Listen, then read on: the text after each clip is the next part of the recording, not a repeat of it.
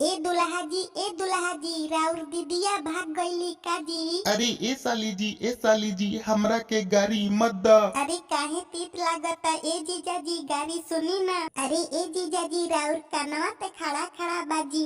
ए सखी दुल्हा के अखिया हरियर हरियर बाहो। अरे हाँ ए सखी ए दुल्हा के गरियावता। हे हो दुल्हे अपन बहिनी बचावा तोहार बहिन भागथी।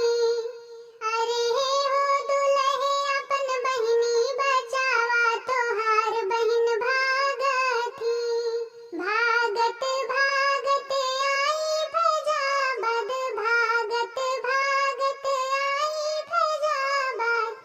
खाई है बुनिया दिखाई अपन गुनिया तोहार बहिन भागथी। अरे खाई है बुनिया दिखाई अपन गुनिया तोहार बहिन भागथी।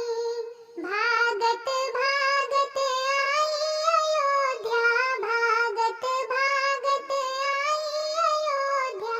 खाई है बर्फी दिखाई अपन गर्मी तोहार बहिन भागथी। अरे खाई है बर्फी दिखाई अपन गर्मी तोहार बहिन भागथी। हाय, कैसे हैं आप? यह दुल्हा जी का गाड़ी गीत आप लोग को कैसा लगा? अच्छा लगा हो तो प्लीज़ कमेंट में बताइए। और चैनल आप लोग सब्सक्राइब करते नहीं हैं, लाल बटन दबाने में क्या जाता है, लाल बटन दबा के चैनल को सब्सक्राइब कर लीजिए। पैसा नहीं लगता है, बहुत मज़ा आएगा। रोज़ वीडियो डालते हैं, रोज़ देखेंगे, रोज़ एंजॉय करेंगे।